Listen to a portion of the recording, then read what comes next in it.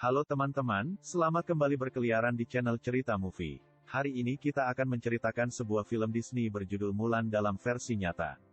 Cerita klasik China ini diproduksi oleh Disney dengan menghabiskan total anggaran 200 juta dolar Amerika.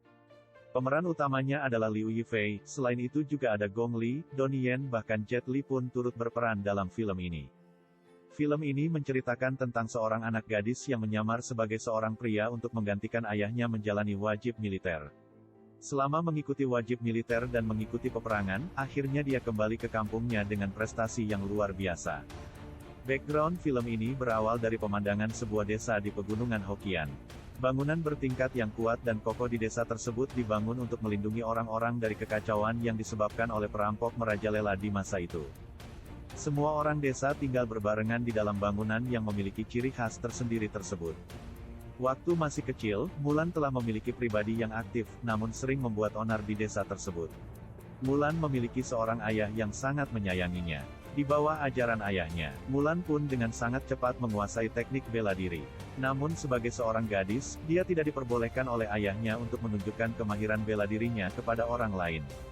Karena di zaman kuno tersebut, wanita yang baik adalah wanita yang sopan, lembut, terus menikah dan melahirkan anak. Setelah beberapa tahun berlalu, di sebuah gurun daerah Xinjiang terlihat orang yang sedang berjalan sambil membuat unta, bertemu dengan seorang penyihir. Penyihir pun menyihirnya dengan cara merasuk masuk ke dalam tubuhnya. Setelah berhasil menyelinap ke dalam kota dengan menyihir orang tersebut.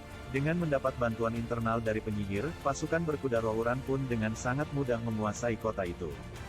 Trik tadinya pun kembali digunakan terhadap satu-satunya tentara yang tersisa. Penyihir pun merasuk kembali ke tubuhnya. Di sisi lainnya, Kaisar sangat marah dengan pembantaian di kota perbatasan tersebut. Dia bersumpah akan membinasakan semua pasukan Rouran. Dengan bantuan mata-mata penyihir yang merasuk ke tubuh tentara itu, Jenderal Rouran dengan sangat mudah mengetahui pergerakan tentara kekaisaran. Di sisi lainnya, Mulan sedang berdandan mempersiapkan diri untuk dijodohkan ke orang lain. Namun watak Mulan yang suka membuat onar membuat pencari jodoh tersebut marah dan kemudian pun meninggalkan tempat itu. Di saat inilah, dari kejauhan terdengar suara kaki kuda. Seorang kepala prajurit mengatakan bahwa kekaisaran akan mendeklarasikan perang dengan tentara Rouran, dan akan merekrut tentara darurat. Ayah Mulan yang sudah tua pun menerima perintah kekaisaran.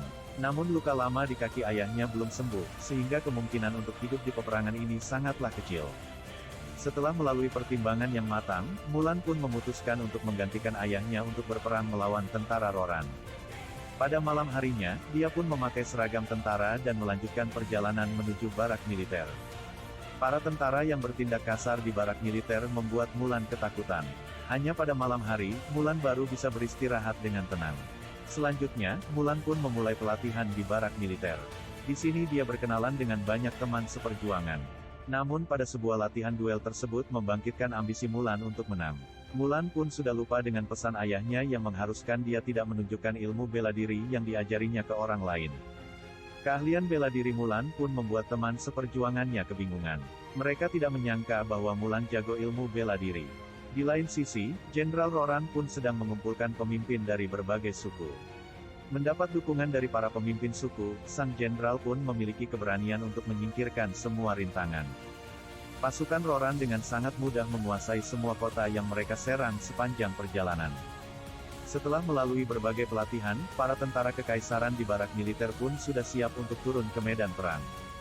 Karena kondisi di garis depan semakin darurat, mereka pun diperintahkan untuk segera menuju garis depan untuk berperang dengan pasukan Rouran. Sepanjang perjalanan, mereka dibuat ketakutan oleh mayat-mayat yang menumpuk di desa-desa yang mereka lalui. Di malam harinya mereka duduk mengelilingi api, walau ketakutan harus berhadapan dengan tentara Rouran, namun keyakinan yang kuat untuk berperang melawan musuh tetap tidak tergoyahkan. Pada subuh dini hari, para prajurit sudah berkumpul di tengah kencangnya angin dingin yang menusuk hingga ke tulang-tulang mereka. Mereka sedang menunggu waktu untuk bertempur habis-habisan dengan musuh.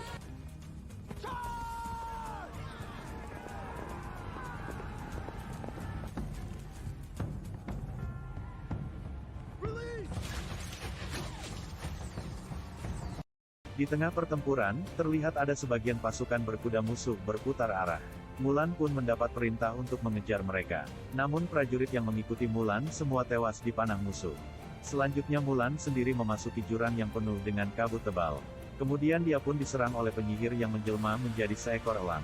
Penyihir dengan mudah mengetahui bahwa Mulan adalah wanita, mungkin saja karena sama-sama wanita membuat penyihir tidak tega membunuhnya. Setelah sadar kembali, Mulan pun memutuskan untuk menjadi dirinya sendiri. Dia melepaskan seragam tentara dan juga menurunkan rambutnya.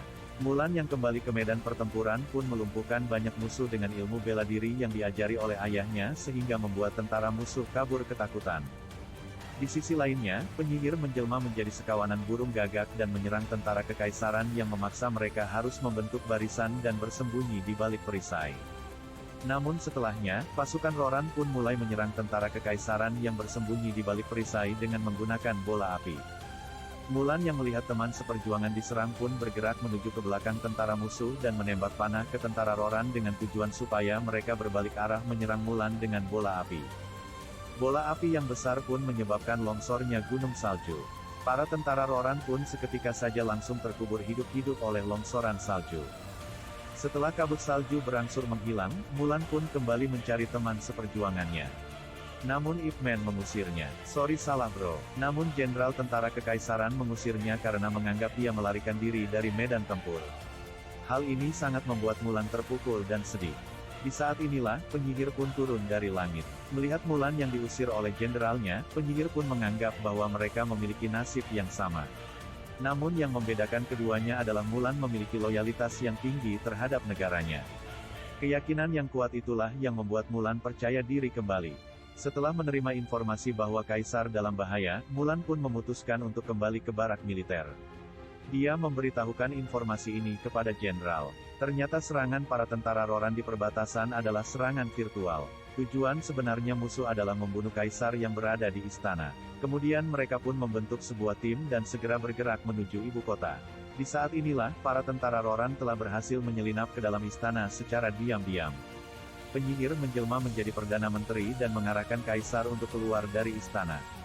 Di sisi lainnya, Jenderal Tentara Roran sudah siap menyergap. Kaisar telah keluar saat Mulan tiba di istana dan tinggallah penyihir yang duduk di kursi Kaisar. Setelah melalui perbincangan singkat, penyihir pun membawa Mulan menuju tempat di mana Kaisar berada. Di saat ini, Kaisar telah diikat oleh Jenderal Tentara Roran ke puncak sebuah menara. Di saat Jenderal Roran lagi mengekspresikan perasaan kemenangan dia di depan Kaisar, Mulan pun tiba. Jenderal yang melihat Mulan pun langsung menembak panah ke arahnya namun panahnya mengenai penyihir. Akhirnya penyihir pun tewas di pelukan Mulan. Selanjutnya pun terjadilah duel final antara Mulan dan Jenderal Roran.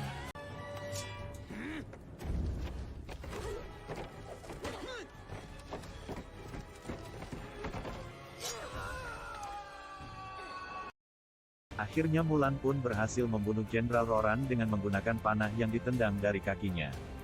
Karena prestasi Mulan yang luar biasa, Kaisar pun mengangkat dia menjadi pejabat negara. Namun Mulan menolaknya karena dia ingin pulang ke desanya untuk berbakti ke orang tuanya. Setelahnya Mulan pun kembali ke desanya.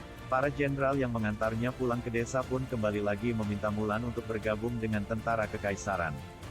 Akhirnya Mulan pun berubah dari seorang gadis menjadi seorang prajurit, setelahnya pun menjadi jenderal dan kemudian pun menjadi legendaris yang diturunkan turun-temurun oleh semua orang. Cerita berakhir sampai di sini Gan.